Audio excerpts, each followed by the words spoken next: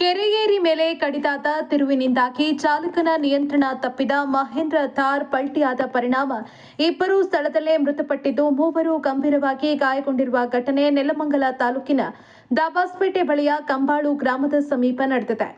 ಮೃತರನ್ನ ದಾಬಾಸ್ಪೇಟೆಯ ಪವನ್ ಮತ್ತು ದೀಪಕ್ ಅಂತ ಗುರುತಿಸಲಾಗಿದೆ. ಕಳೆದ ರಾತ್ರಿ ಸ್ನೇಹಿತನ ಹುಟ್ಟುಹಬ್ಬದ ಕಾರ್ಯಕ್ರಮ ಮುಗಿಸಿಕೊಂಡು ಕಾರಿನಲ್ಲಿ ವಾಪಸ್ ಆಗ್ತಾ ಇದ್ದ ಸಂದರ್ಭದಲ್ಲಿ ರಾತ್ರಿ ಸುಮಾರು 10:30ರ ವೇಳೆಗೆ ಘಟನೆ ನಡೆದಿದೆ.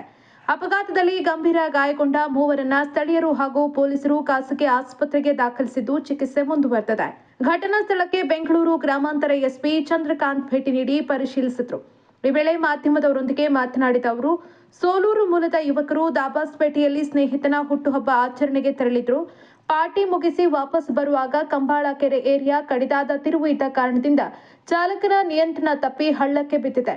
ಸ್ಥಳದಲ್ಲೇ ಇಬ್ಬರು ಯುವಕರು ಮೃತಪಟ್ಟಿದ್ದಾರೆ. ಗಾಯಾಳುಗಳನ್ನು ತುಮಕೂರಿನ ಆಸ್ಪತ್ರೆಗೆ ದಾಖಲು ಮಾಡಲಾಗಿದೆ ಎಂದರು. ಅಪಘಾತದಲ್ಲಿ ಯುವಕರು ಪ್ರಾಣ ಕಳೆದುಕೊಂಡಿರುವುದು ಬಹಳ ನೋವು ತಂದಿದೆ. ಕೆರೆ ಏರಿ ಮೇಲೆ ವೈಜ್ಞಾನಿಕವಾಗಿ ಮುನ್ನೆಚ್ಚರಿಕೆ ಕ್ರಮಗಳನ್ನು ತೆಗೆದುಕೊಳ್ಳುವುದಕ್ಕೆ ಆರ್ಟಿಒ ಮತ್ತು ಲೋಕೋಪಯೋಗಿ ಇಲಾಖೆ ಜೊತೆ ಸಭೆ ನಡೆಸುವುದಾಗಿ ತಿಳಿಸಿದರು.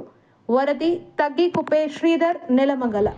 ಈಗ ಕಂಬಾಳು ಗ್ರಾಮದ ಏರಿಯಾ ಮೇಲೆ ಒಂದು 5 ಜನ ಸ್ನೇಹಿತರು ದಾಬಾಸ್ಪೇಟೆಯಿಂದ ಸೋಲೂರಿಗೆ ಅವರ ಸ್ನೇಹಿತರ ಬರ್ತ್ಡೇಗೆ ಹೋಗಿದ್ದಾರೆ.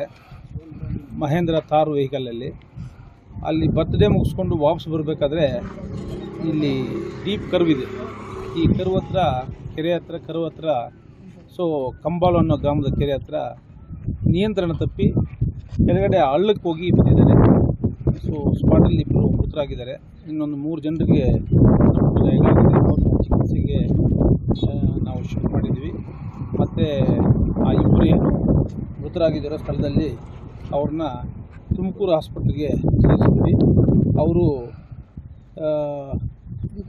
ದಿಲೀಪ್ ಆ್ಯಂಡ್ ನಿತೀಶ್ ಅಂತ ಗುರುತಿಸಲಾಗಿದೆ. ಈ ಒಂದು ದುರ್ಘಟನೆ ನಡೆದಿರೋದು ಬಹಳ ನೋವು ತರ್ತದೆ. ಎಲ್ಲ 23-24 ವರ್ಷದವರು. ಆದರೆ ಈ ಕರ್ವಲ್ಲಿ ಅವರು ಬರೋ ಸ್ಪೀಡ್ಗೆ ನಿಯಂತ್ರಣ ತಪ್ಪಿ ಭಾಳ ಹಳ್ಳ ಇದೆ, ಅಲ್ಲಿ ಬಿದ್ದಿದ್ದರಿಂದ ಈ ಘಟನೆ ಆಗಿದೆ. ಇದಕ್ಕೆ ನಾವು ವೈಜ್ಞಾನಿಕವಾಗಿ ಸ್ಪಾಟಲ್ಲಿ ಏನೆಲ್ಲ ಮುಂಜಾಗ್ರತೆ ಕ್ರಮ ವಹಿಸಬೇಕಂತೇಳಿ ಆರ್ಟಿಒ ಎಲ್ಲ ಗೈಡ್ಸ್ ಮಾಡಿ ನೆಸರಿ ಸ್ಟೆಪ್ಸ್.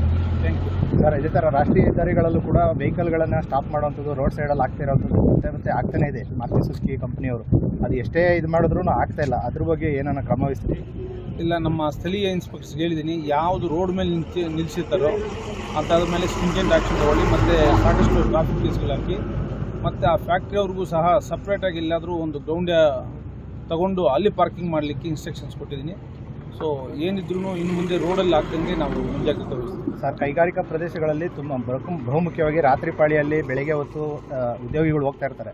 ಆದರೆ ಅಲ್ಲಿ ಏನಂದರೆ ಹಂಪ್ಗಳು ಹಾಕಿಲ್ಲ, ಎಲ್ಲಿ ಸರ್ಕಲ್ಗಳು ಬರ್ತದೆ ಅಲ್ಲೆಲ್ಲ ತುಂಬ ಡೇಂಜರಸ್ ಆಗಿ ಹಾಟ್ಸ್ಪಾಟ್ಗಳಾಗಿದ್ದಾವೆ, ಆಕ್ಸಿಡೆಂಟ್ ಹಾಟ್ಸ್ಪಾಟ್. ಅದಕ್ಕೆ ಯಾವ ಥರ ಕ್ರಮ ವಹಿಸ್ತಿರೋದು? ಇಲ್ಲ, ಇದಕ್ಕೆ ಅದನ್ನು ಸ್ಟಡಿ ಮಾಡಿ ವೈಜ್ಞಾನಿಕವಾಗಿ, ಹಂಪ್ಸ್ ಅಂತಂದರೆ ಅನ್ಸೈಂಟಿಫಿಕ್ ಹಾಕಿದರೆ ಅದು ಮತ್ತೆ again it leads to further serious accidents. ಹಾಗಾಗಿ ವೈಜ್ಞಾನಿಕವಾಗಿ ರಂಬ್ಲಿಂಗ್ಸ್ ಆಗಬೇಕಂತ ಹೇಳ್ಬಿಟ್ಟು ನಾವು ಇನ್ಸ್ಟ್ರಕ್ಷನ್ಸ್ ಕೊಟ್ಟಿದ್ವಿ. ಜೊತೆಗೆ ಅಲ್ಲಿ ಸೈನ್ ಬೋರ್ಡ್ಸನ್ನು ಅಳವಡಿಸಲಿಕ್ಕೆ ಕ್ರಮ ತಗೋತೀವಿ.